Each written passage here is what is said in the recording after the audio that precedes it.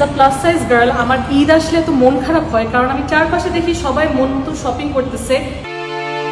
Liver সংক্রান্ত তীব্র জটিলতায় আক্রান্ত হয়ে ভারতের চেন্নাইয়ে চিকিৎসাধীন অবস্থায় মারা গেছেন জনপ্রিয় কন্টেন্ট ক্রিয়েটর, চিত্রনাট্যকার ও তরুণ অভিনেত্রী কারিনা কায়সার। শুক্রবার ভেলোরের খ্রিস্টান মেডিকেল কলেজ হাসপাতালে তিনি শেষ নিঃশ্বাস ত্যাগ করেন। তার অকাল মৃত্যুর বিষয়টি নিশ্চিত করেছেন তার বাবা ও বাংলাদেশ জাতীয় ফুটবল দলের সাবেক তারকা খেলোয়াড় কায়সার হামিদ।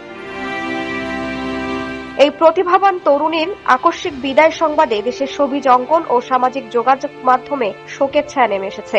পারিবারিক সূত্রে জানা যায়, প্রথমে সাধারণ জ্বরে আক্রান্ত হলেও পরবর্তীতে কারিনার শরীরে মারাত্মক সংক্রমণ ধরা পড়ে। একই সঙ্গে হেপাটাইটিস এ এবং ই জনিত জটিলতার কারণে তার লিভার ফেইলিওর দেখা দেয়। ঢাকার একটি বেসরকারি হাসপাতালে লাইফ সাপোর্টে রাখার পর উন্নত চিকিৎসার জন্য গেল সোমবার রাতে এয়ার অ্যাম্বুলেন্সে করে তাকে ভারতের চেন্নাইয়ে নেওয়া হয়।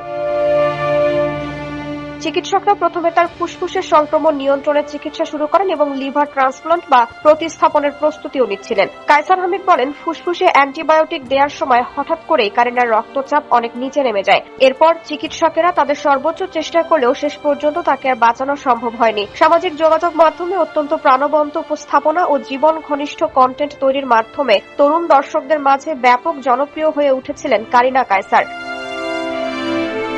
কন্টেন্ট ক্রিয়েটর হিসেবে যাত্রা শুরু করলেও সাম্প্রতিক সময়ে তিনি নিজেকে একজন দক্ষ অভিনেত্রী ও চিত্রনাট্যকার হিসেবে প্রতিষ্ঠিত করছিলেন। ওটিটি প্ল্যাটফর্ম এবং ছোট পর্দায় তিনি ধীরে ধীরে নিজের মেধার স্বাক্ষর রাখছিলেন। তার অভিনীত ও লেখা উল্লেখযোগ্য কাজের মধ্যে রয়েছে ব্যাপক আলোচিত ওয়েব সিরিজ ইন্টার্নশিপ এবং 36-24-36। কারিনার এই অকাল প্রয়াণে তার সহকর্মী, নির্মাতা ও ভক্তরা সামাজিক যোগাযোগ মাধ্যমে গভীর শোক ও দুঃখ প্রকাশ করেছেন।